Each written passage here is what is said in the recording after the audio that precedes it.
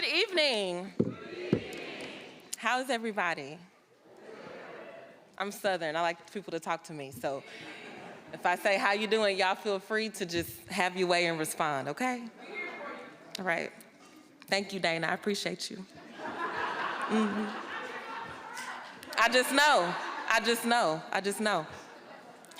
My name is Gloria Howell, and I'm the chair of the Dr. Martin Luther King Jr. Birthday Celebration Commission. And it's my pleasure. Thank you. Thank you. Thank you. It's my pleasure to serve as your MC this evening and welcome you to the 2023 MLK Day celebration. Get ready to relax and enjoy a fabulous program, an excellent speaker, some delightful entertainment, and an evening full of festivity. First, we recognize that the city of Bloomington sits on Native land.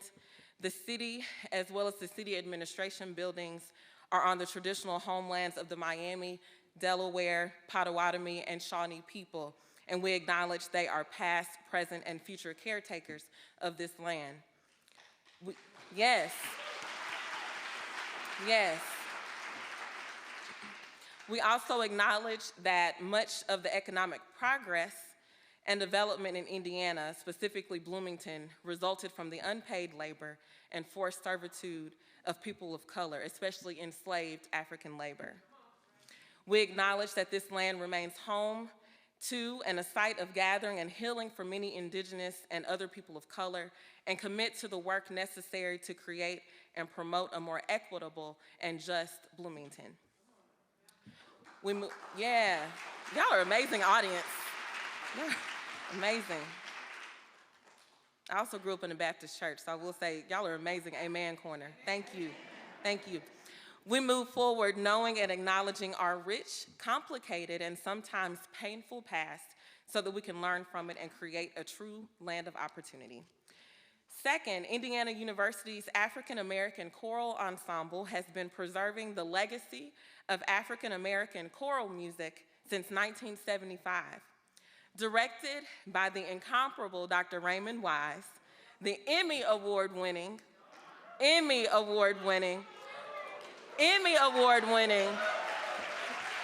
African American Choral Ensemble features a broad repertoire, including spirituals, folk forms, traditional and contemporary gospel music, and formally composed works by African American composers. In honor of Dr. King, here is the African American Choral Ensemble performing We're Marching to Zion, composed by Dr. Raymond Wise. Let's give them a hand.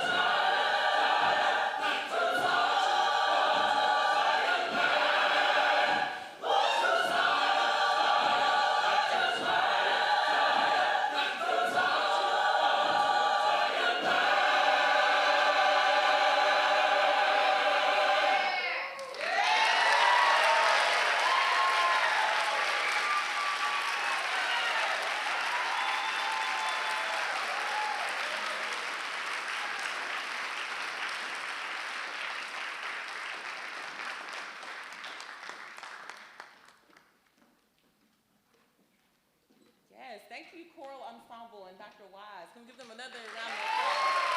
Yeah. That was amazing. We'll hear more from them later. Thank you. So now I want to tell you a little bit about one of the MLK Commission's latest efforts. And before I do that, this light is a little bright, but before I do that, I want to ask the MLK Commission members to stand. They're over here on the left side, my left, your right. These are individuals that serve on the commission.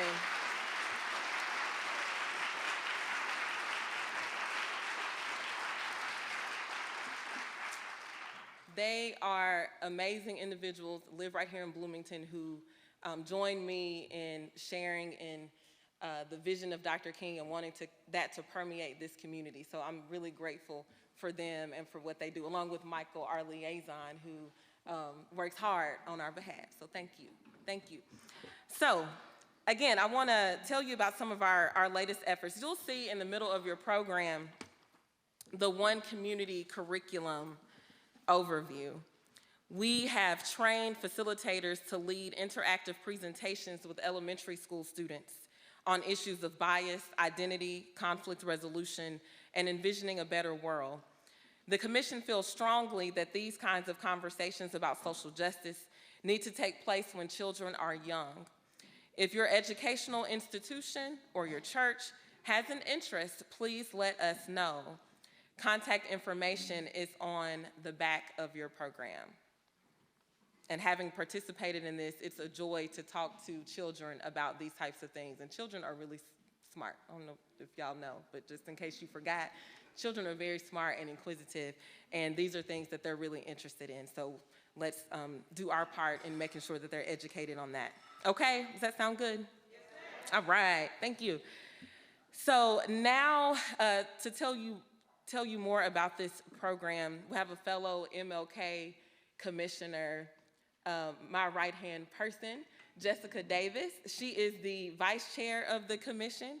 She also works at Bloomington Montessori School. You'll hear more about them soon. But I'm gonna invite Jessica up to come and tell you about how this program works and the volunteer opportunity. Please give Jessica a hand.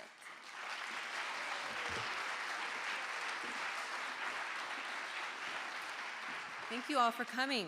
Yes, if you are interested in being a volunteer for this program, we need volunteers from across the community representing the diversity of Bloomington to come speak to children. We offer a training if you're feeling nervous, but really the kids make it easy. It's a really wonderful experience. There are volunteer opportunities all over, and the Bloomington Volunteer Network helps connect volunteers across the community with opportunities to help serve and support our community. We thank any of you who have been involved as volunteers in our community in any way. We would also like to tell you about another great opportunity in April. That is the Living Legacy, a week of remembrance and celebration of African American history in Bloomington through arts and storytelling. Whew, that's a mouthful. It is from April 4th through the 8th, which is a Tuesday through a Saturday, and includes commemorative activities and events, speaking to all audiences and bridging artists and historians with the people who live and work in and around 5 historic sites in the near West Side neighborhood. This includes Reverend Ernest D. Butler Park, Banneker Community Center, Fairview Elementary School, Bethel African Methodist Episcopal Church, and Second Baptist Church. There will be a book study at Morgenstern's, a podcast episode, an art contest for Fairview School students, a Monroe County History Center gallery event, and community walks for the students and one for the whole community that will have the opportunity to see the winners of the community-wide contest for artists and historians. If you know an artist or a historian that might be interested in this opportunity to bring many sectors of our community together for this wonderful event, please send them the information and forms to apply. You can scan the QR codes on the screen or in the lobby where there are signs with the links to the information. Gloria, it's back to you.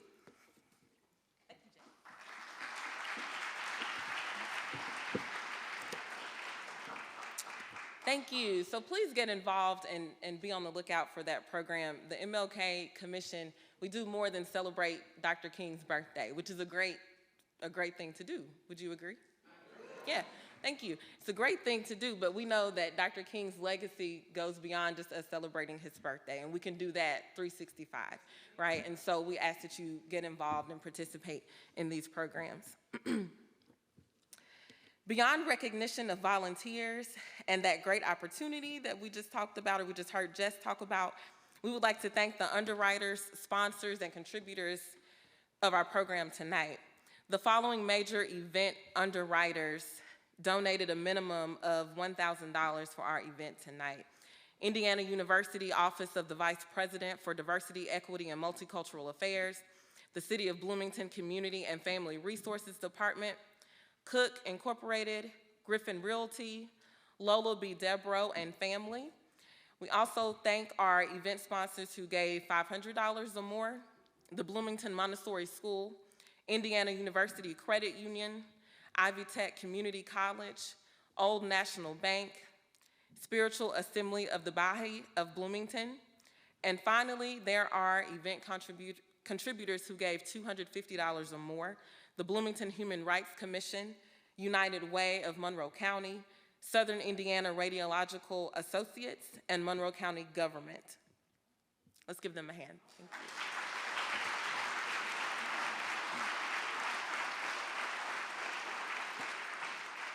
Thank you. Next, how about we really liven this place up a bit? I'm not going to sing, that's fine.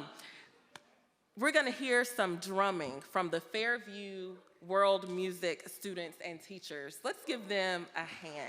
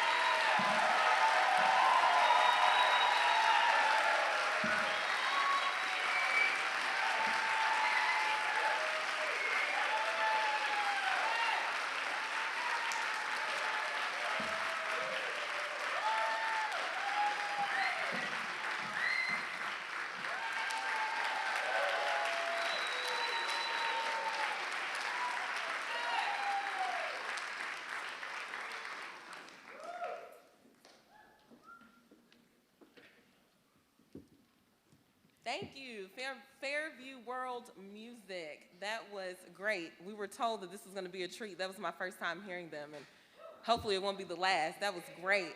Thank you.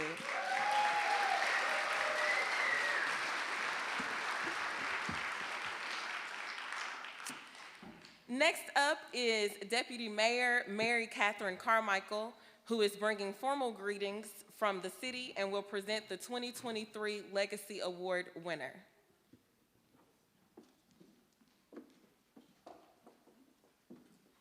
Thank you. Thank you. Good evening, everybody. Good evening.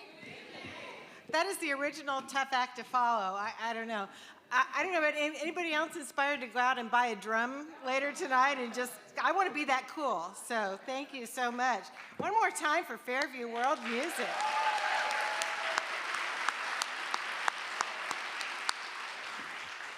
Amazing, amazing. Well, I am here to bring you official greetings from the city of Bloomington on behalf of Mayor John Hamilton.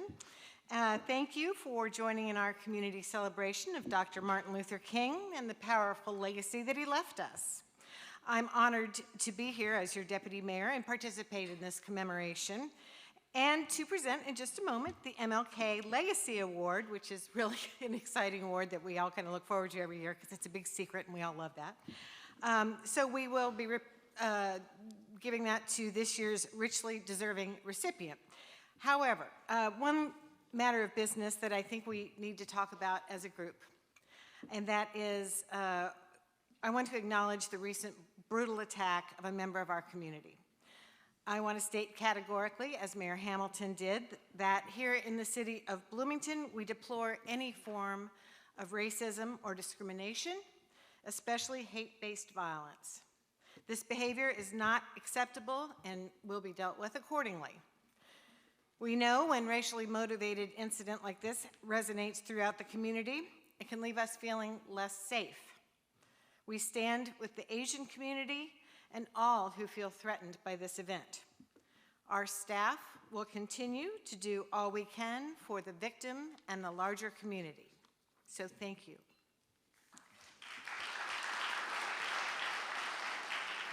Good time to support each other. Well, first I'd like to thank Executive Vice President of Indiana University and Provost of the Indiana University Bloomington campus, Rahul Srivastava, who's here joining us this evening. You'll be hearing more from him later today. I was lucky enough to hear him speak earlier today at Indiana University, and I know you'll enjoy his remarks very much. Next, I offer tremendous thanks to Dr. Gloria Howell, Chair of the City of Bloomington, Dr. Martin Luther King Jr. Birthday Commission, and the Department of Community and Family Resources, especially our queen and leader, Beverly Callender Anderson, and Michael Shermis, who pulls this together every year. I don't know, I hope he goes home and gets a nap. So thank you, Michael. They always make this community celebration happen, that group of folks, and it's so wonderful that we can gather together in this community, because this is your community. This is our community. This is a place where we all belong, and that we take opportunities to gather and honor the work that people are doing to solve problems is important. It's in spaces like these that we heal wounds, remove barriers, enact change, and make our community, our state, and even our nation better. So thank you. You're part of that.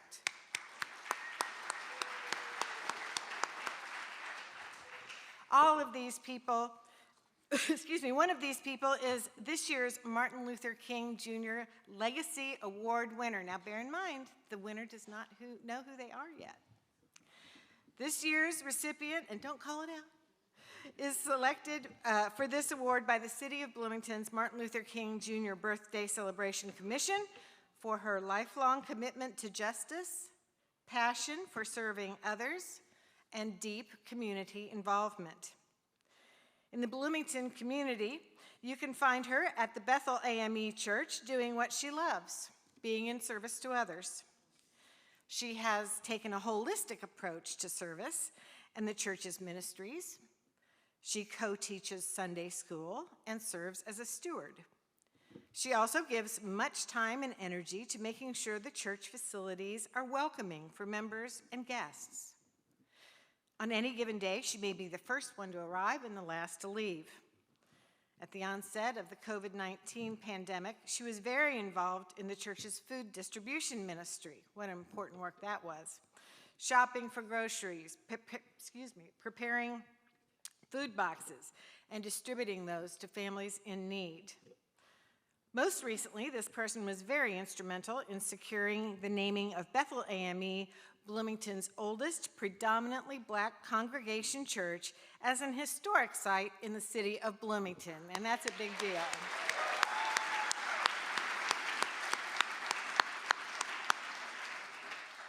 This year's recipient exemplifies the characteristics of an individual who is committed to her community, justice and equity, racial and cultural harmony, and human rights causes. She has a passion for the history of Bloomington and Black history at Indiana University, and she shares her wealth of knowledge on the history of Bloomington, Black IU, and the Neal Marshall Black Culture Center, as well as the stories of her experiences and the rich histories of the communities that she serves. She uses her passion and care for the history of the Neal Marshall and Black community in Bloomington to inspire the work that engages her. She keeps those who she works with connected to the foundation that the legacy of Black folks inspired within the Black campus and wider community in Bloomington. Please join me in heartily congratulating this year's Martin Luther King Jr. Legacy Award winner, Nancy Cross Harris.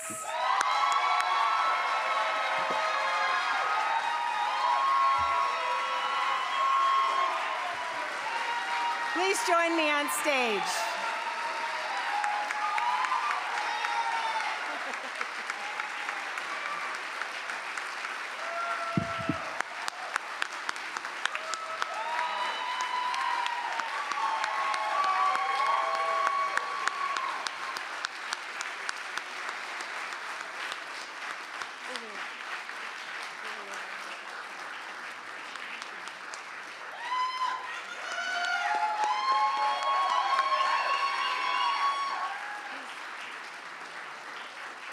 Join me this way. Come this way. I want everybody to be able to see you, so come on over here and get your award. Oh, we gotta get your award. I want everybody to see. Here we go, the official.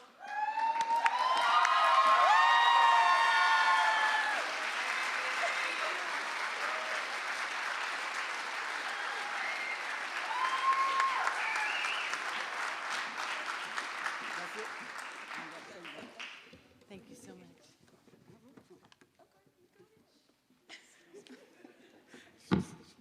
Oh my God.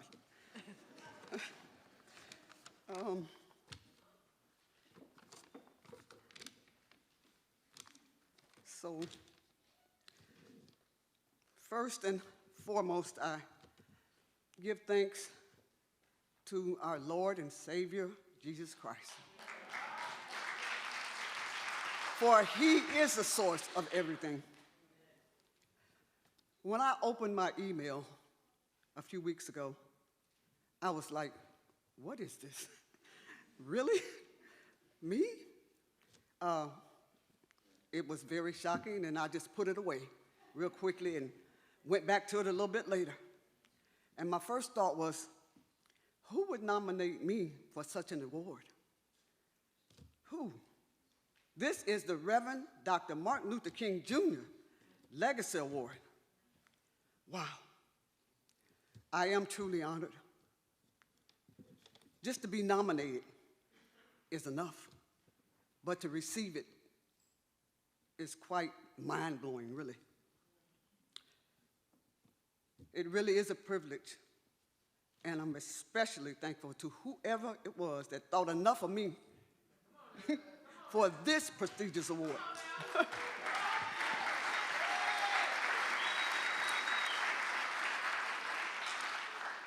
I'm sure our feelings toward one another are mutual, and that is of love and respect. Also, congratulations to all nominees. You are no doubt a representation of Dr. King's dream in Bloomington and beyond. Thank you to the city of Bloomington. You know, I've been in this community for 44 years. I tried to leave a few times. Just wasn't working out. Real quickly, I can remember my son telling me, he said, he was 6 years old when we came.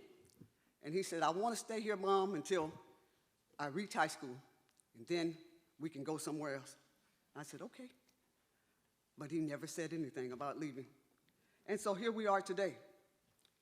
Good people here in this town, starting with the administration of Bloomington, Mayor John Hamilton, Beverly Callender Anderson, Doris and Jim Sims, who has always been a pillar. Special thanks to Chatoya Moss. I see so much of her, I think she works at the Neil Marshall sometime. We really do collaborate together, and all of that is in part and due to my director here, Dr. Gloria Howe. She made things so special. She made me want to get involved more and more with everything that was going on. I said, let's go, let's do it. And we plan and prepare. Thank you to my Bethel family, Pastor Tanya Burris Mallory and her family, and then my sisters in Christ, Amilla Grubb, Betty Lewis, Dr. Valerie Grimm, and of course, Dr. Gloria Howe, Miss Glow. My daughter-in-law named us the Three Amigos. So, but she's gonna have to up that a little bit because that makes 5 of us. And we keep things interesting, and we love and enjoy one another. Neil Marshall, my Neil Marshall Black Culture Center family. You know, when I came to this town, I worked and worked at the IU Credit Union. I was the only black person there, working there for years. And that didn't bother me, because I know that I can work and live around anybody, any nationality, all types of people. But to have a black staff there at Neil Marshall Black Culture Center is special to me. And I really, really enjoy that. And I'll take that on out the door to retirement one of these days. I'm gonna thank my GAs, Dion, Brandy, and Josh. Wonderful folks. Tim, Miss Inger, and again, Miss Glow. See, I'm always gonna bring her name up. My student staff, oh, y'all so good. But we love you. We love you. Want to give thanks to VP Wimbush and the entire DEMA family, entire DEMA department. There has not been one time that I have came across any employee there that didn't treat me with love and respect. And for that, I thank you. The Cross Harris family, all of them. The grandkids, I love my grandkids, y'all. They really keep me going. And, you know, but I love it. I love going. Shay, fiance Mike, always got some kind of musical performance. Ain't that right, Shay? Carter, he's in San Antonio, Texas. Football, got to keep up with him. Junebug, that's Derek Jr. Basketball, got to keep up with him all the time. And then there's Cruz, all of the above, and more. Thank you, son Derek and wife Aurora, for being such good parents and teaching and training them the way to go. And not only your children, but many, many children. Not just basketball either, but life, academics, to stay in school, to learn, to treat each other right, and to do the right things. Mm-hmm. And last but not least, my husband, Robert. Thank you, Robert. Thank you. You're talking about a supporter. He has supported the family. Not just this one here in Bloomington, but those that are away. in Niles, Michigan, South Bend, Michigan City, Chicago, Kansas, Virginia Beach, Texas, and California. Did I cover everything? They're all some distance away, but we're close. We're close, and that's how families should be. Isn't that right? That's right. Then we can all become a link to loving thy neighbor. That's the way God intended it. That's the way the Reverend Dr. Martin Luther King Jr. intended it. So we'll just keep working on that, all right? Happy birthday, MLK. Thank y'all.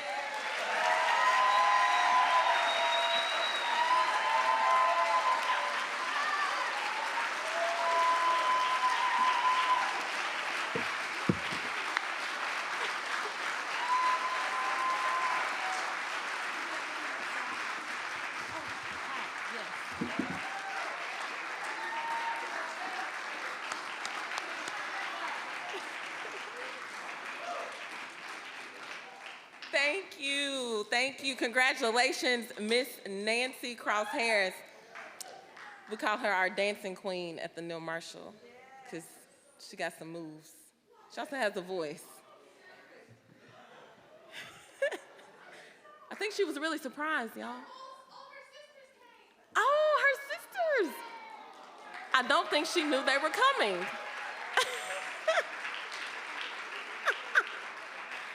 Wow.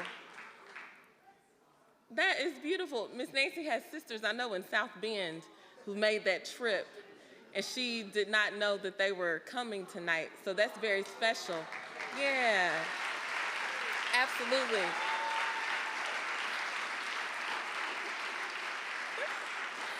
That is beautiful. Thank you. We just had to stop and watch that. I went off script for a second, but it's okay. I know. Yeah, hey, that's right. It's power in being an MC. That's right. We gonna stay on time, but sometimes you just gotta let the, you got, come on.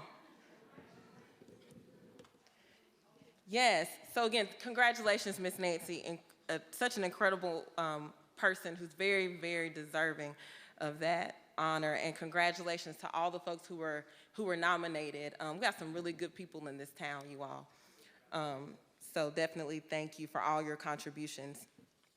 Thank you, Deputy Mayor Carmichael, for presenting that award and for bringing greetings. Just a few more thank yous and opportunities. Our media partners and sponsors, WFIU, WFHB, and Community Access Television Services have made many inroads for people to know about this event and see it live now or later for those who can't make it here tonight. Thank you to them. And I'm so glad we're continuing these things like pre and post pandemic. The technology is beautiful, and we need to continue making things more accessible because we have technology, whether we're in this kind of crazy environment or not, right?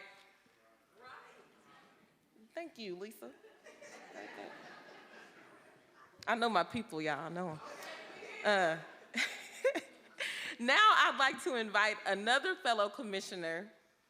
This gentleman was the chair prior to me, so he's the immediate past chair of the commission and someone who's very active in this community and someone who is another. I got several right hands. I said Jess, James is also one of those right hands. So please welcome James Sanders, another commissioner, to the podium who is going to share another opportunity.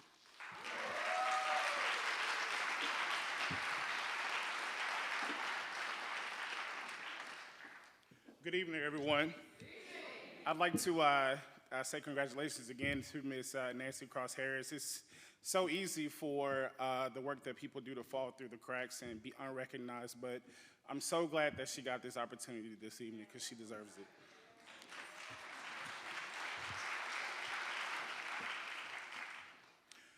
As the Commission on the Status of Black Males Chair, we want to tell you about something special for the youth of our community. The Commission on the Status of Black Males is seeking nominees for the 2023 Outstanding Black Leaders of Tomorrow. The CSBM recognizes the importance of highlighting the outstanding contributions made by young African American men and women in our community for their outstanding leadership, scholarship, and involvement. Thank you for taking time to nominate someone for this award. The 2023 deadline for nominations is Sunday, February 12th, 2023. These awards will be presented during the Black History Month Gala on Saturday, February 25th, 2023. Nomination forms for both are available online at the address you see on the screen. Thank you.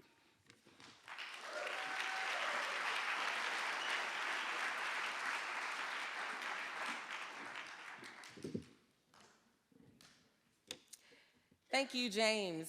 We would like to thank, again, the commission staff, without whom our activities and programs would be a lot more difficult to present.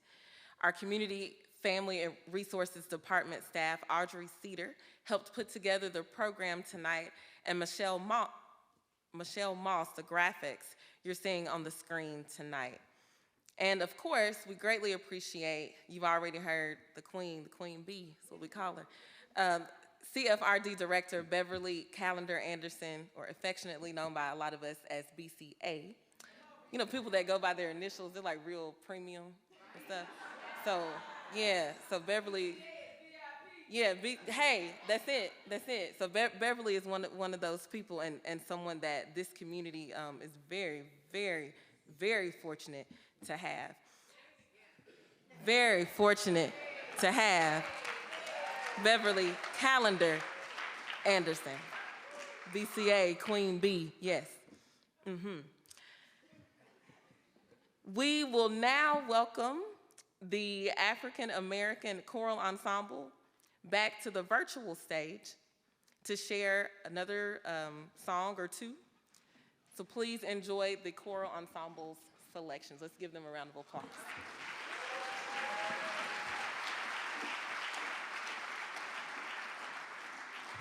Good evening, everyone. I'm Dr. Raymond Wise, Director of the African American Choral Ensemble. We're certainly glad to be with you. Certainly after a couple of years of COVID, we have not been able to be in this space, so we're certainly glad and excited to be back with you one more time. We're going to say a couple selections, or a few selections actually with you. The first one is entitled, I Open My Mouth to the Lord. And it's a song of commitment, it's a song of determination. We want to say thank you. First of all, congratulations, Miss Nancy, as well. Proud of you. Thank you for your work. But also thank you to the commission. We know that as we've gone through these last couple of years, it's been a challenge to keep moving. And this song talks about the sense of commitment. Sometimes you just want to quit. Sometimes you just want to stop. But we know we've got to go all the way to see what the end is going to be. Enjoy. I open my mouth to the Lord.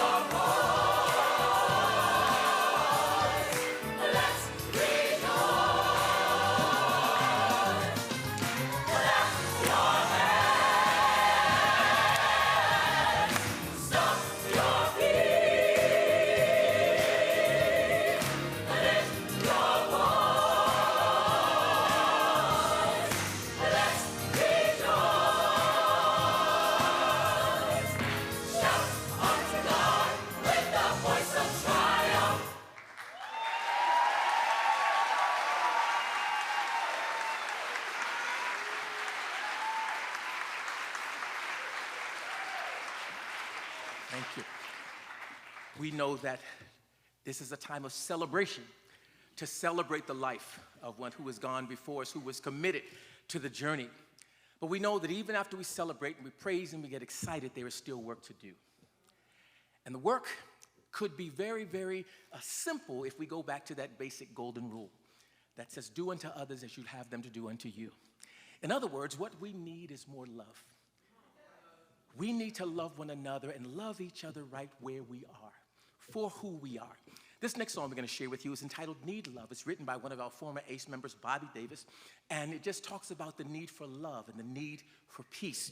And if we put down our guns and put down our weapons and tear down those walls, we can see a difference in the world. So as we sing, think about the notion of how we can use love as a tool to help change the world. Enjoy. Need Love.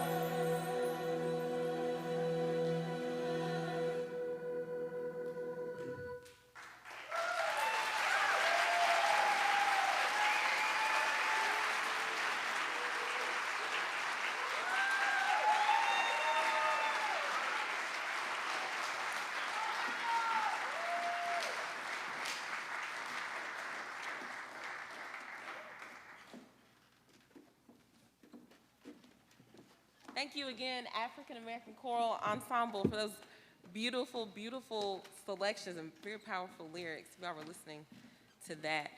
Thank you so much. Let's give them another round of applause.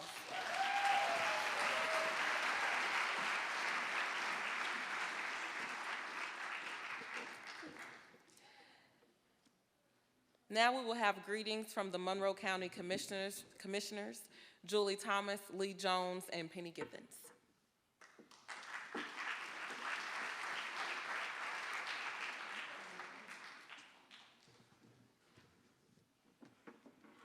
Thank you, Dr. Howell, and congratulations also to Miss Nancy. That was very inspiring to hear your speech.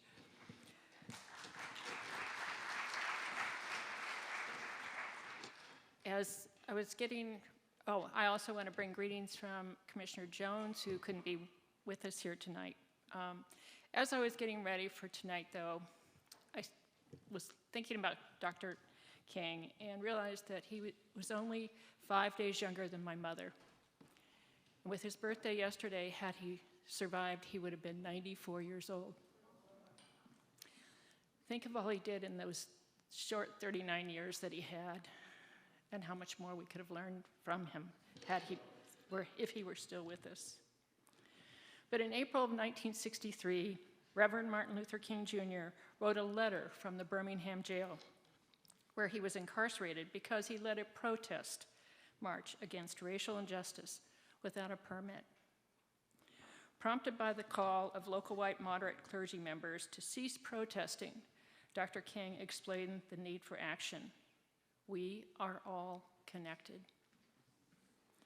He said, I am cognizant of the interrelatedness of all communities and states. I cannot sit idly by in Atlanta and not be concerned by what happens in Birmingham. Injustice anywhere is a threat to justice everywhere. We are caught in an inescapable network of mutuality tied in a single garment of destiny. Whatever affects one directly affects all indirectly. Now, I know I'm here in Bloomington, so I got to ask, did any of you watch the IU men's basketball game on this last Saturday? Yeah, okay. Did you see the shirts that both teams and both coaches wore? Emblazoned across the shirt was the word community. Community. Think about that and all that it implies. The interrelatedness of all people is the foundation of what Dr. King called the beloved community. His vision of a beloved community is based on nonviolent conflict resolution and the peaceful reconciliation of adversarial relationships in all walks of life, and embodies the inclusive spirit of sisterhood and brotherhood. And a beloved community is built on agape love and reflects goodwill for all. As Dr. King explained, agape does not begin by discriminating between worthy and unworthy people. It begins by loving others for their sake and makes no distinction between a friend and an enemy. It is directed toward both. Agape is love seeking to preserve and create community. This past week, following the incident, the racially motivated attack against an IU student who was Asian while riding a city bus, we know this is not the first time we have seen racially motivated attacks, and we call upon residents of Monroe County to actively work to heal the racial divide and to work cooperatively to help create Dr. King's beloved community right here in Monroe County. We must end this notion of the other. Today marks the 30th year of Martin Luther King Jr. Day of Service. Every one of us in the community has something to share, something to offer, to address injustice, poverty, hunger, homelessness, and to work toward a community with equal justice for all. Healing the racial divide requires that we listen to one another and to learn from one another. Consider what you can do with your time and talent to help shape and create a beloved community here in Monroe County. Dr. King showed us the way. It is up to us to do the work. not just today, but every day. Thank you.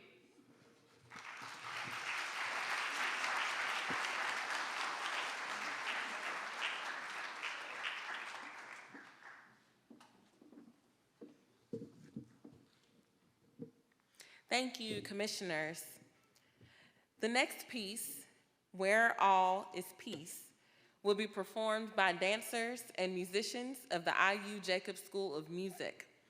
Joe Broom on euphonium and Sarush Sadaki on piano will perform Deep River. The choreography was done by Ariana Joaquin Ruiz and Ariana Dickerson and will be performed by ballet dancers Maya Jackson, Allison Smith, Ruth Connolly, and Christina Hernandez. Enjoy.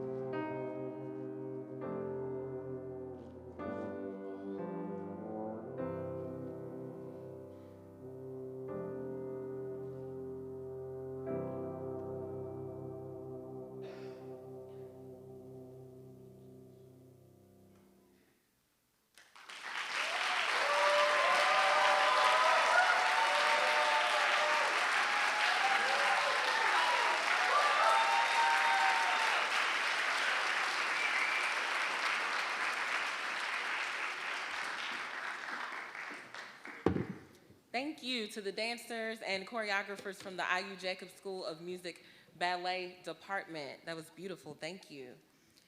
Coming to the stage now is Executive Vice President of Indiana University and Provost of the Indiana University Bloomington campus, Raul Shrivastava. Please welcome him.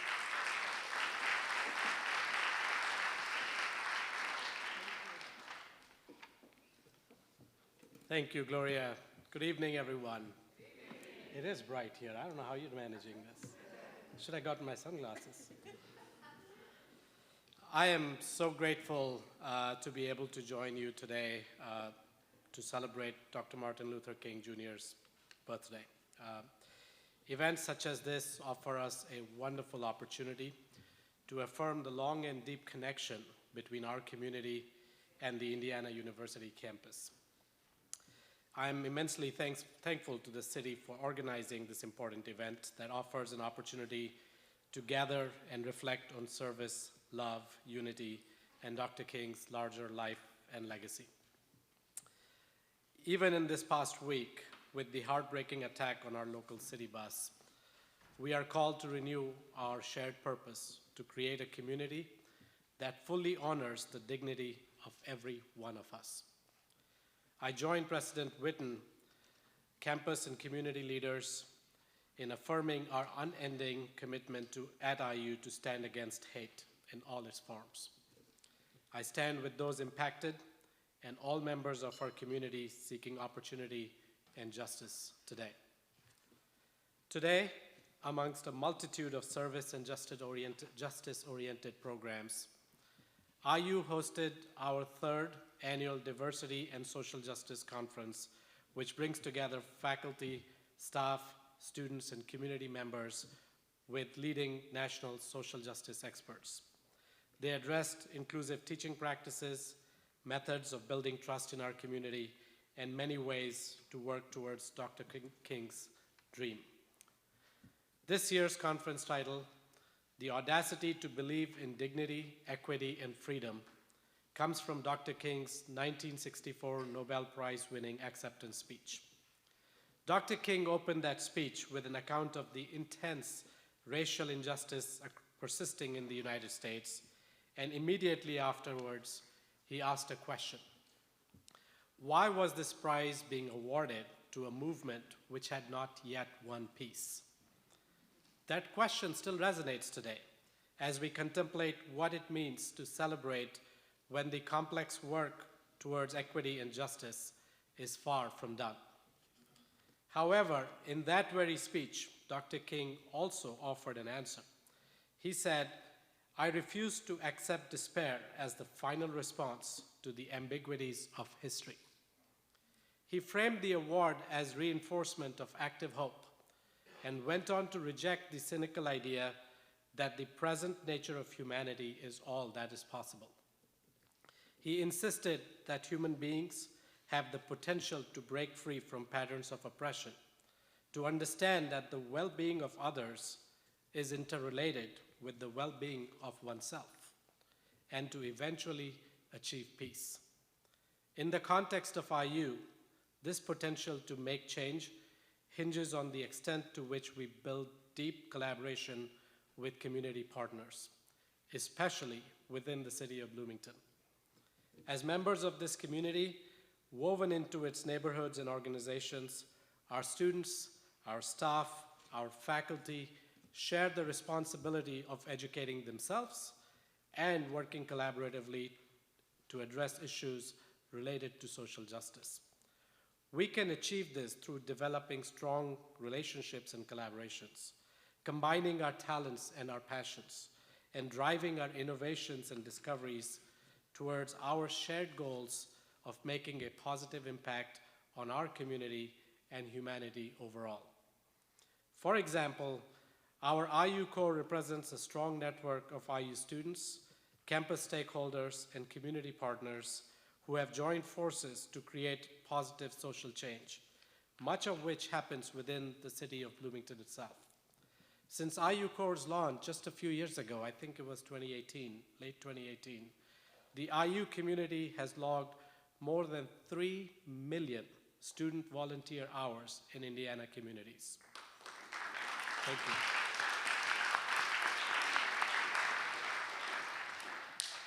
This aligns with one of IU's core missions, which is to create dynamic partnerships with the state and the local communities in economic, social, cultural development, and to offer leadership and creative solutions for 21st century partnerships and problems.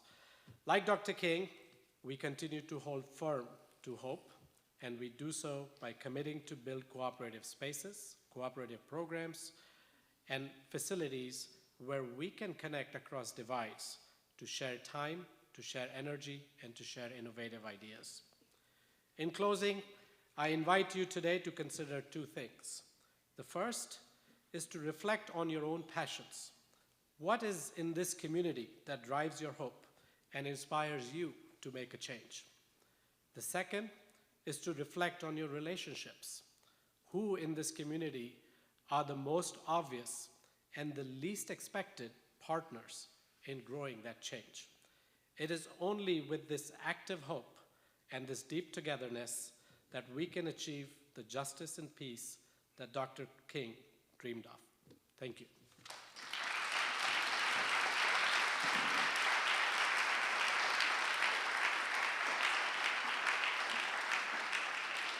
Thank you, Provost Srivastava. We really appreciate those remarks. Now, Bloomington's own city clerk, somebody else you all, hey. Nicole Bolden will introduce our speaker. She's another one that you all should know because she's, I can go by your initials too if you want me to. Okay, NB, yeah, so, yeah.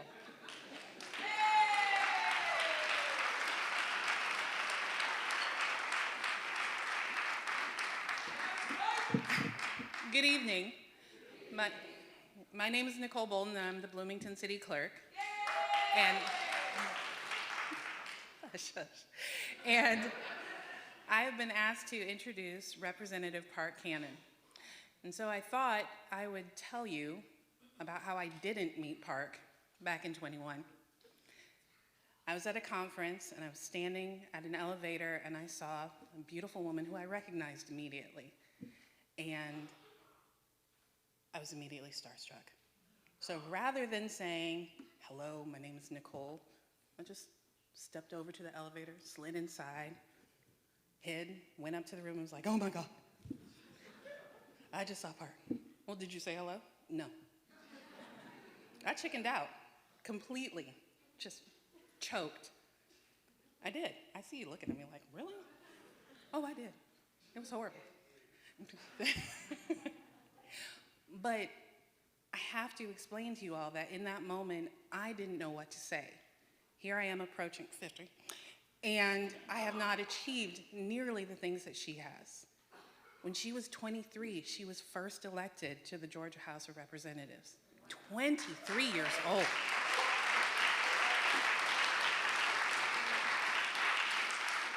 Now, I don't know what you all were doing at 23, but I know I was not nearly there. Not nearly. And not only was she elected, she became the second, or is the second queer woman in the House.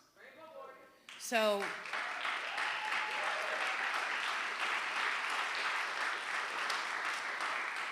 I was so intimidated and so scared to just say hello. And I told my girlfriend about her, and I talked to my co-chair, Shay Franco-Klaus, and I said, and she said, you've got to meet her. She's great. And I agree with that. You're wonderful. But I was still scared to meet her. And as we've gone through over the last couple of years, we have been in the same spaces, but have never had the opportunity to sit and talk. I've listened to her. I'm looking forward to reading her book, The Universal Guide to Running for Office, which I'm going to go ahead and put in a plug for it right now. If you all want to read it, you should get it on Amazon. And I can't wait to hear her speak tonight, and I'm not going to take up any more of your time except to add one little bit, which I came across tonight while we were sitting. And she wrote in her book, the matters are serious, but the goal is to have fun while we change the world for the better.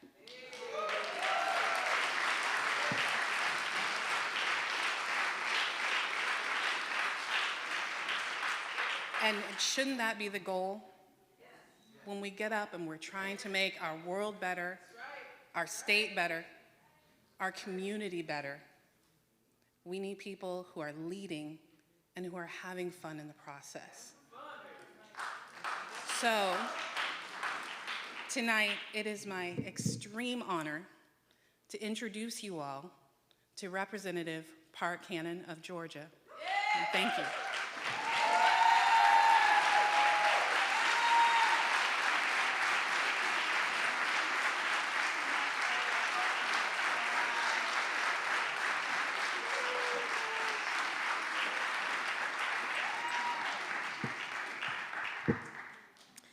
Well, hello, everyone. It is really a thrill to be here in your city. I want to thank you for the warm welcome, and I want to bring y'all some warmth as well from Georgia, where I'm from. You see, I am from Albany, Georgia. Say Albany, Georgia. It is actually the town where Dr. Martin Luther King Jr. launched his last campaign, the Poor People's Campaign. And when he launched it, the people who were elected to positions like mine were so powerful that they wrote on and on in the media about how successful they were in making it a failed campaign. So I grew up in this town that has always felt like something was missing, like we had been robbed of a dream. So I continue to dream from a young person. If you look on my social media today, you'll see a video of me when I was 9 years old. And I was standing up in front of my school on the news talking about Dr. King. And I had to speak slowly and clearly because I knew the person I was talking about was so important. And I wanted to get every word right. Ultimately, I said the word change with a very Southern accent over and over. I said he was a peaceful man who fought for change. He didn't fight with his hands for change. He fought with words for change. And so today I am proud to be here as a change maker in the Georgia House of Representatives. Thank you. The district that I represent is in Atlanta, Georgia, our capital city. And it happens to hold the area where Dr. King was born and raised, as well as the church where he and his father preached at, and his mother actually faced a hate crime.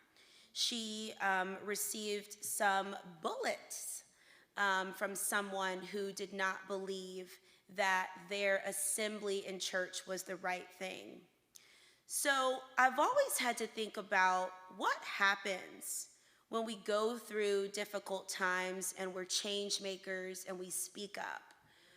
What happens when we're truth tellers or we're visionaries and we have stories that come up out of us and maybe it's almost like someone is speaking through us? I feel that a lot of times.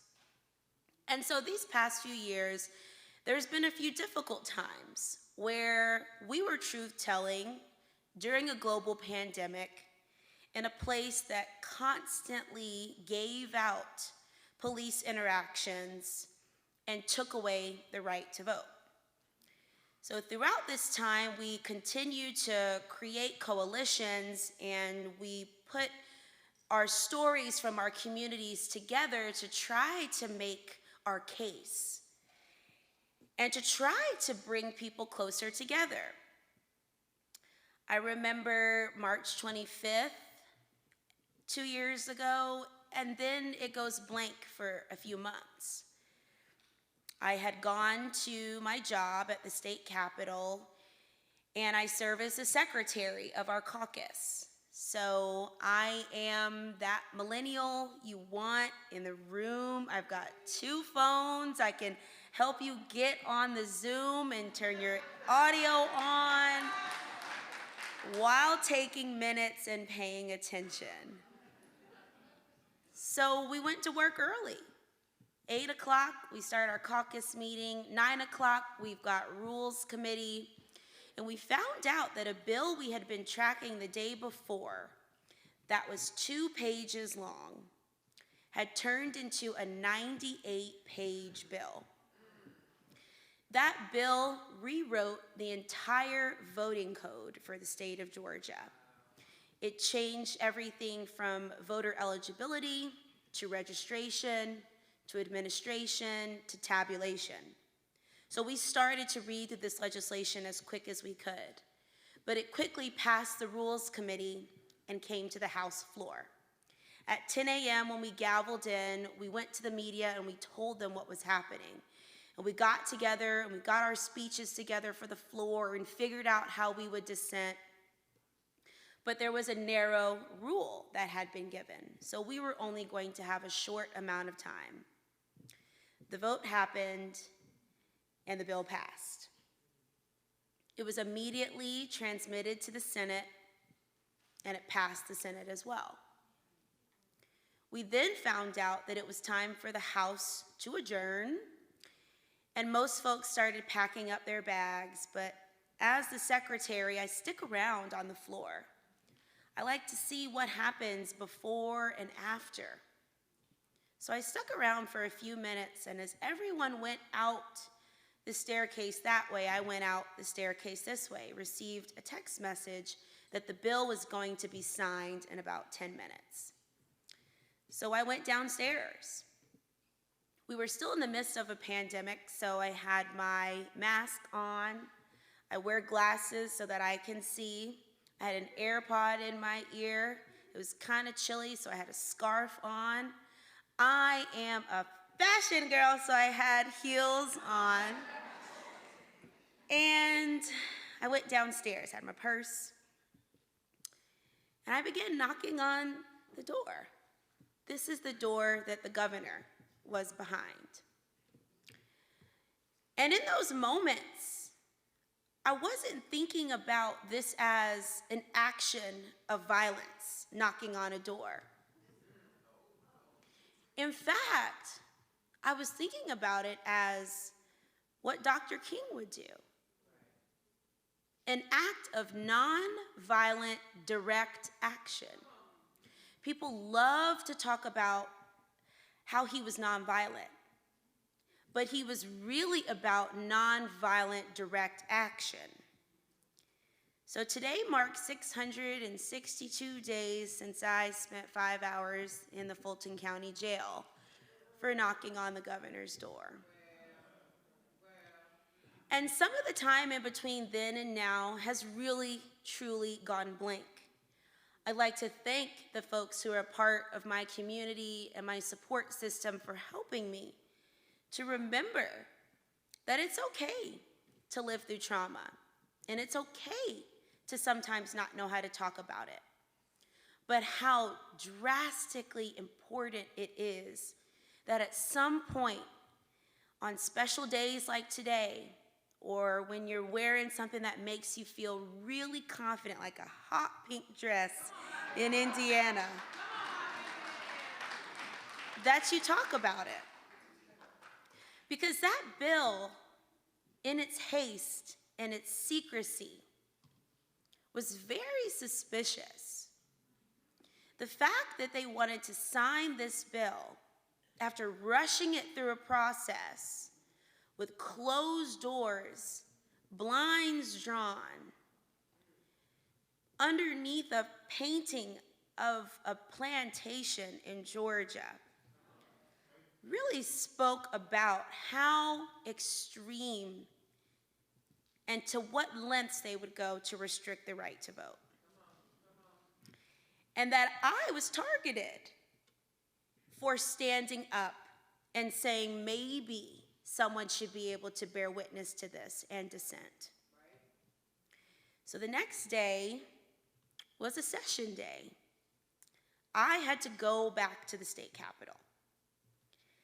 I was trying to figure out what would make me feel safe enough. How could I feel comfortable that the same police officers that arrested me were truly there to protect me? This is a feeling that many marginalized folks feel every day and walk around with. We feel it every day. So I started to go through my phone book to figure out who did I want to come and walk me into the state capitol. And because of the activism work that I've done over the years and the communities that I've been a part of, I was able to call Dr. Martin Luther King Jr.'s son, Martin III. And I told him, Mr. Martin, I'm scared to go back to the Capitol. And he talked me through. He said, well, do you need my security officers? You want plainclothes security? You want escort detail? Well, how can I help? And I really said, it feels more spiritual than that. And he said, I understand. His wife interjected and said, we'll walk with you. So the next day, Martin III and his wife, a number of other civil rights leaders and community leaders met me at the Capitol. I didn't know, but they had spent all night printing t-shirts and getting together. And they created a walkway for me to walk from the parking lot into the Capitol.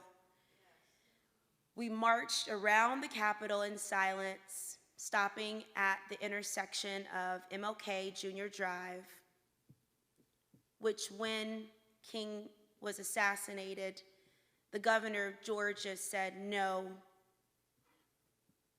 his parade could not come down by the state capitol, and turned his back. But now is Martin Luther King Jr. Drive. We stopped there. We looked at the statue that commemorates the Black people who built the Georgia State Capitol. And then we went inside and we stopped at the King portrait and prayed before we walked upstairs, and I went behind the black curtain. I've talked a lot recently about this black curtain that we have at the State House in Georgia. They said it was because of COVID, even though many of them did not believe that COVID was real. They put up this black curtain on both sides so that the public could no longer come and address us at the ropes. So leaving those folks in t-shirts and the folks who had walked me in to go behind a black curtain, it was really painful. Again, I was really scared. But I knew that these feelings that I felt were not my own. They were the people who are marching through me and who speak through me, who felt a little quivering too. Many activists who become elected officials like me, we feel this because we want to speak up for our communities. And we know the severity of us speaking up. And we're willing to face whatever comes towards us. But what resources do we really have? I'd like to ask you to reflect on two questions.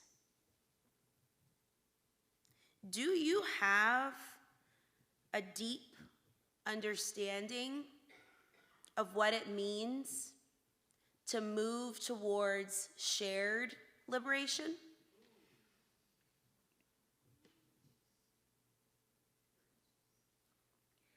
I'd also like to ask you, have you ever provided space for reflection and processing of grief and injustice?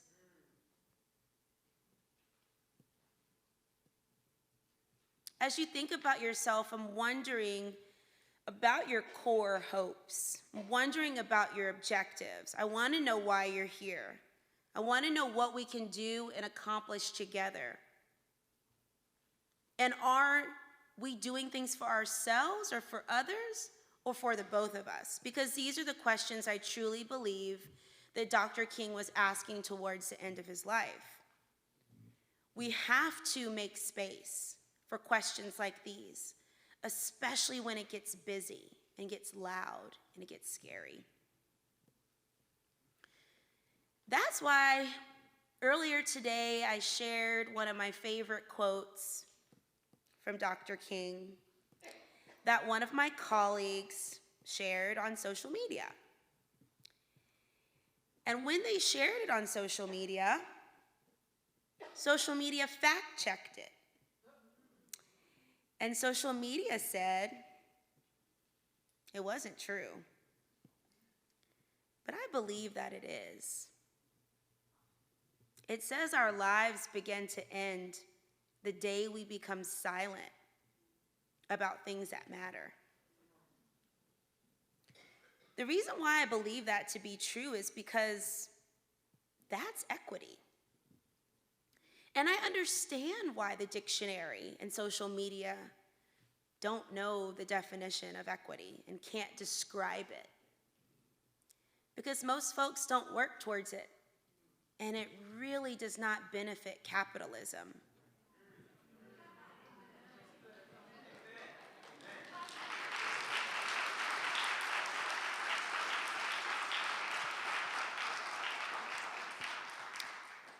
But I'm a part of the generation that is biased towards shifting the conversation on equity.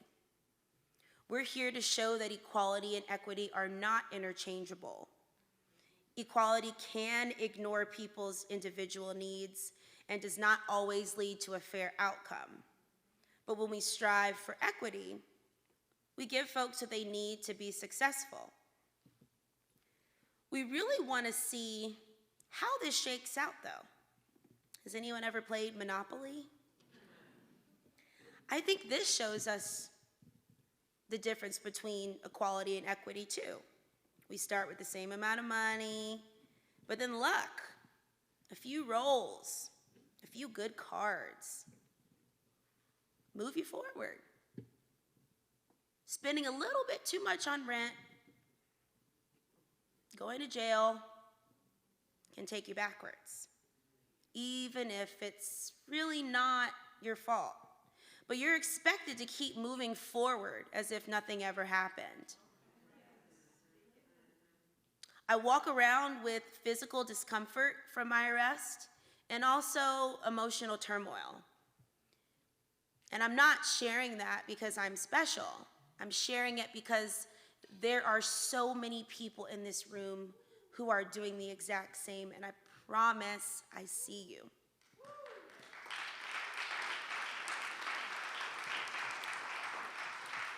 Sometimes institutions will feel like we can hire our way through this.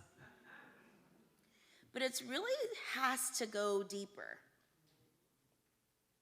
Many schools have diversity and equity departments or people who are supposed to talk about representation and help to bridge those conversations. And I'm really happy that those institutions and departments exist. Because in places like Georgia, we're going the opposite. They're outlawing teachers being able to talk about uncomfortable subjects. But I felt just as uncomfortable as a 9-year-old standing up in front of my school news talking about Dr. King as I do now. But I'm so glad that I knew, and I'm so glad that I was connected from a young time. So I'm here to share with y'all why I keep knocking. I haven't stopped. And I've been talking about how folks can keep knocking too. I'm sure y'all experienced some forms of uprisings in the summer of 2020, 2019, 2021, where conversations about racial justice were at the forefront. So much so in our state, when Ahmaud Arbery was murdered, and then Rayshard Brooks was killed at the Wendy's, that we started a whole nonprofit called the People's Uprising. The goal of the People's Uprising was to keep knocking and to have conversations between elected officials and community members that went past lip service. We started bringing trauma-informed voter resources so that folks could access the polls. Trauma-informed, meaning understanding that there might be invisible differences that are impacting people's ability to really hear you or see you or access something. So as the lines got longer to vote in Georgia, because folks tuned in and were ready to make a change, and it was hot and there was nowhere to sit down and we were in a pandemic, we started bringing food and water to the lines. Trauma-informed voting resources, we called them. We started getting people rides to the polls, regardless of accessibility needs, if they had a wheelchair or if they needed to bring an oxygen tank. We started making sure that people were buddy-buddied system up so that as they went to the polls, if they faced folks with guns, that they felt safe and they knew who to call. Or if they got up there and they were told their identification didn't work or they weren't registered, even though it's been a place that they had been registered for years and years, that they felt comfortable. We started putting together networks through the People's Uprising of these resources. So they outlawed them. They made it a felony to give people food and water in line. We see these as human rights violations. And we're going to remain involved in these injustices. But we do need help from each other, shared perspectives for a culture shift. We've got to move towards being active bystanders. I listened to a really dynamic talk today about the bystander effect. And it's why I'm so passionate about every person becoming an active bystander. Because the more folks that are around, the less everyone does. Everyone assumes someone else is going to do it. So this is daunting. This is heavy. Sometimes we might find ourselves dismaying. But I want us to remember how important it is for the future that we don't stop knocking. We have to think about our successes sometimes. We did pass an anti-hate crime law after Ahmaud Arbery's death. We have been able to expand Mama Medicaid so that folks aren't dying so much in childbirth and to give them 1 year of access to health care. I wrote a piece of legislation commending Dr. King. And I wanted to see how many members across the aisle and on the same side as me were willing to sign it. It was really just a biography to give to his family. Almost 20 members told me no. These are current elected officials in Georgia. And that's okay. I had to really realize that was okay. It was their choice. But I, like James Baldwin, I love America. I'm going to keep fighting for it. I insist, as he says, on the right to criticize America perpetually.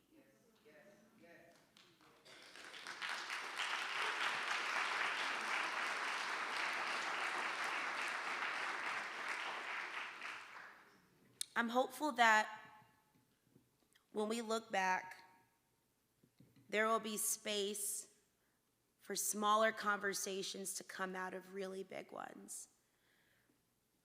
If I was in Atlanta today, I would have been attending yesterday President Biden speak at my church with Senator Raphael Warnock as my pastor.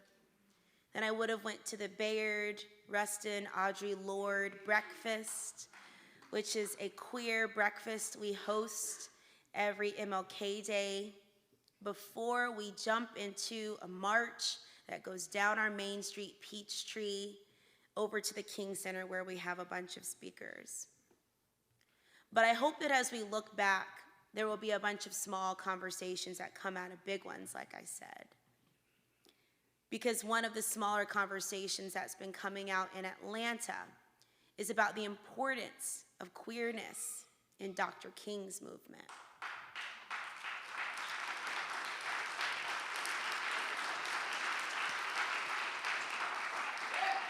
How it made a lot of people who were uncomfortable and already fighting for their own rights to talk about that queerness, but how Bayard Rustin persisted. So I'll close with this. When I was waiting in the jail, there's cement everywhere around you, so you can't hear the outside. So I didn't know that people had assembled outside and were waiting and were chanting.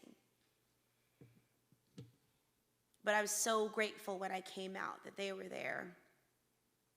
And I wondered, why were they there for me? People that maybe I had never met before? Were they just coming to be on the news or in the mix? But I had to realize all the work, all the nights, all the deep organizing, direct action work that I had been doing over the years, it was mattering, and people were coming out, because as Bayard Rustin would say, people will never fight for your freedom if you have not given evidence that you are prepared to fight for it yourself.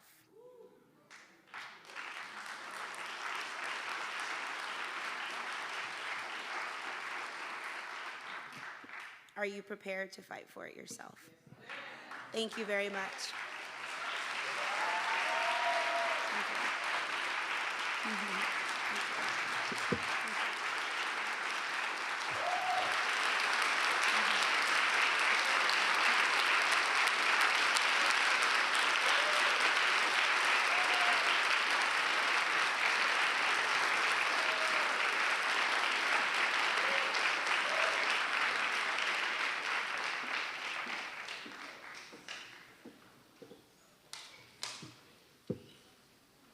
Amen. I think that's what I should say after that.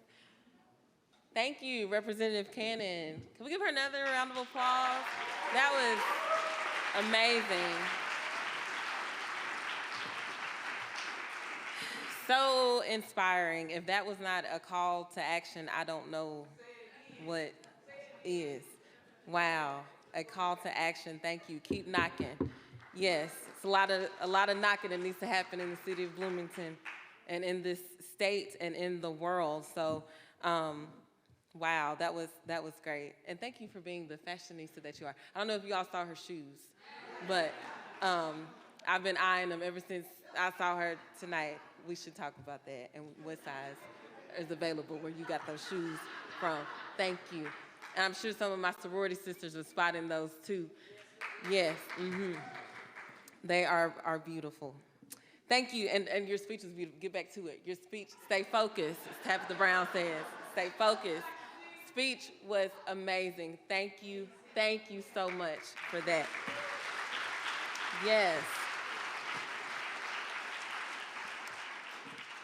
Now we have a nice little surprise with State Senator Shelley Yoder, who would like to come and say a few words of appreciation. Let's welcome Senator Yoder. Thank you.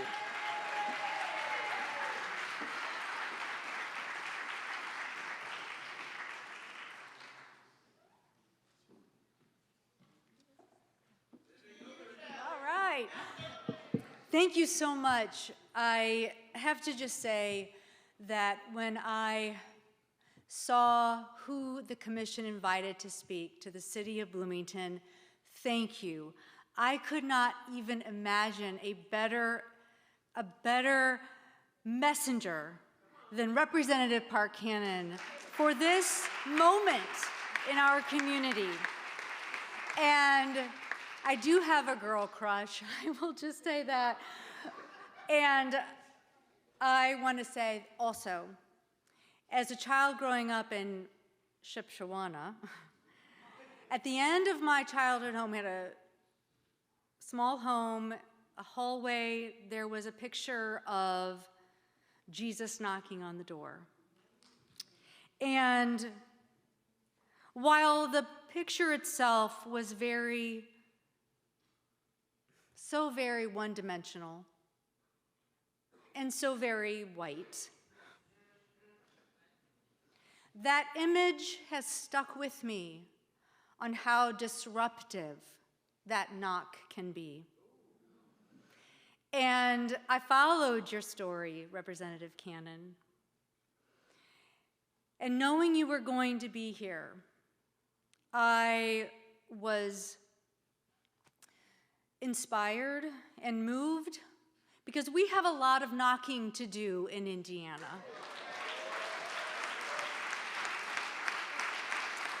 We have a lot of knocking, we have a lot of marching, we have a lot of protesting, and we are not done.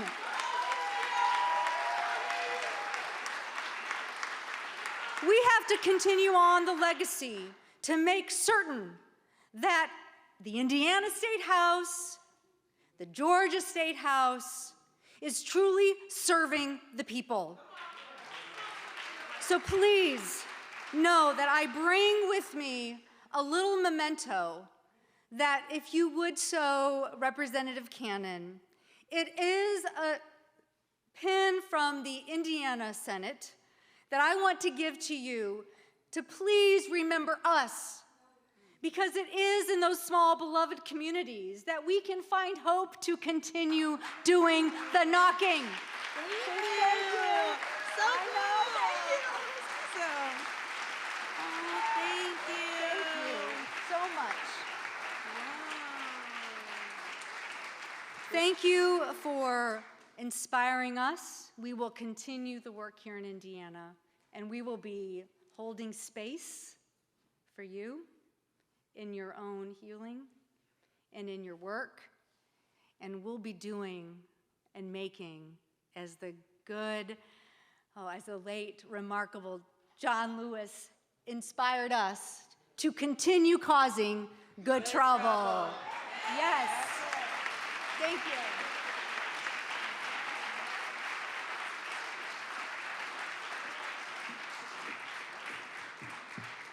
Thank you, Senator Yoder. Ooh, I feel. Senator Yoder's invited to the barbecue.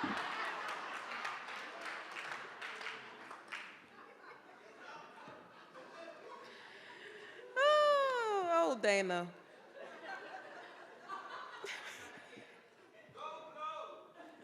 Oh, goodness.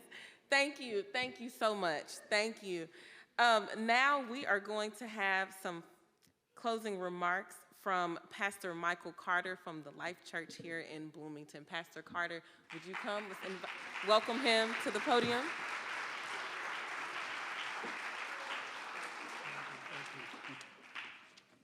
Thank you so much. Well, thank you, Senator Yoder, and thank you so much for those inspiring remarks, Congresswoman. And thank you for the two questions that we now must all contemplate together. So as we come to the end of our celebration today, we're reminded that although our country and this fight has come a long way, we still yet have a long way to go. The truth is that the fight may never be over, which is why we must keep fighting to make a difference. You know, I'm still amazed that after all of these years, the life and the cause of Dr. King still continues to inspire a nation and ultimately the world. You see, Dr. King inspired us not with a 12-step strategic calculated plan, not with a 100-point detailed agenda, no. Dr. King inspired us with a dream that was the substance that gave fuel to purpose. His dream was the promise of what was to come, much of what we still haven't realized.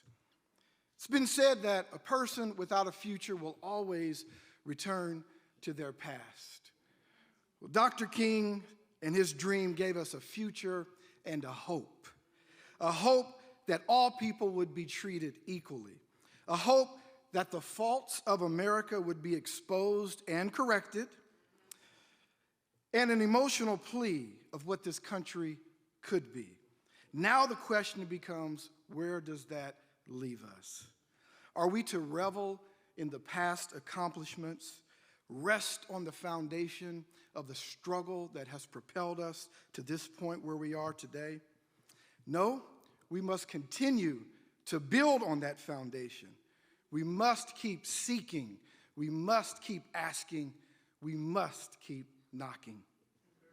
So like you, I am inspired today that I can continue to do what I must, to never give up the fight, and yes, to keep knocking.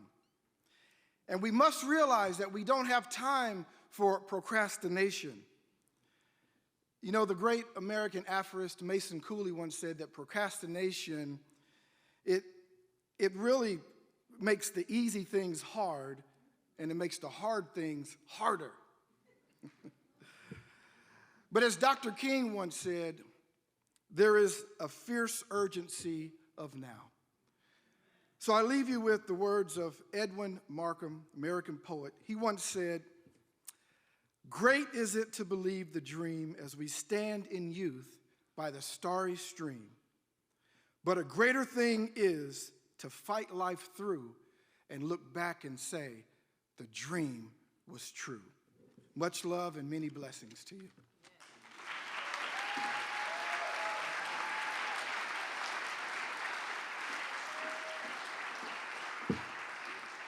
Thank you, Pastor Carter. Thank you so much for those final remarks and very inspiring words. Thank you.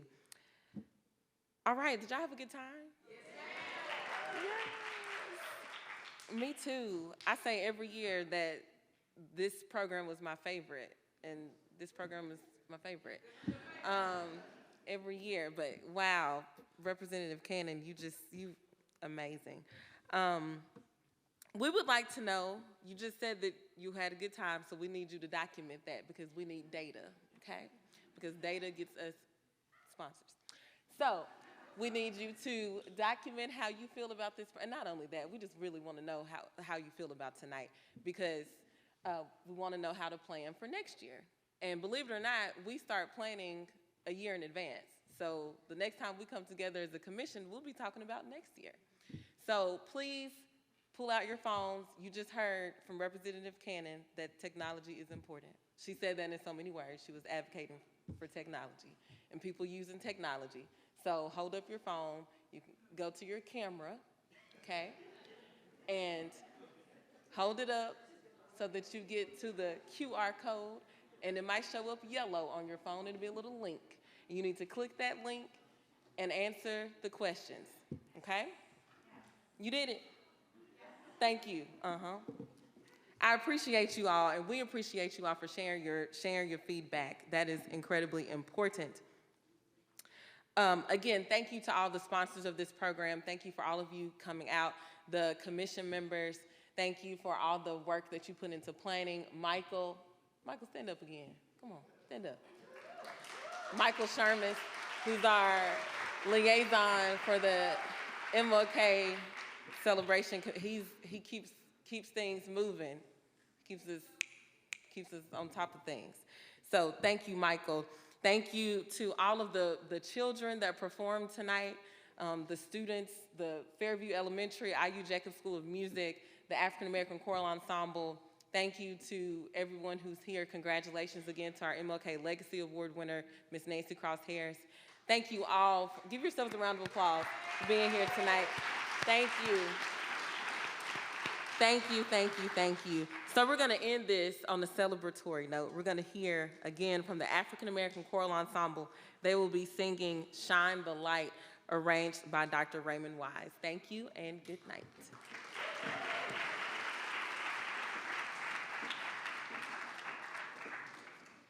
I just wanted to share one thing. Thank you, Representative Cannon. Thank you for your words. She so inspired us and moved us, and I was going to do something different. Earlier, we were going to sing the spiritual, I open my mouth to the Lord and I won't turn back, and the track came in and we didn't. And as we were moved by that, I was going to shift and say we need to end making that commitment that we're going to knock on some doors. So I was struggling backstage about what we should do, and then Sister Gloria said we're going to end on a celebratory note. So I'm in the middle, so I don't know whether you all will indulge us, but that song was so powerful. Your message was so powerful, just motivating us that we've got some work to do. And I think if we leave with that commitment that we need to get busy and go to the end, it's going to be all right. And if y'all would indulge us, we can do the fast song too. But we want to sing this piece and leave this message just in light of how you have inspired us, that we've got to go on. And we've got to knock on some doors. And we got to see what the end's going to be. So we're going to sing this. And if you all indulge us, we'll end on a celebratory note. But we're going to sing this.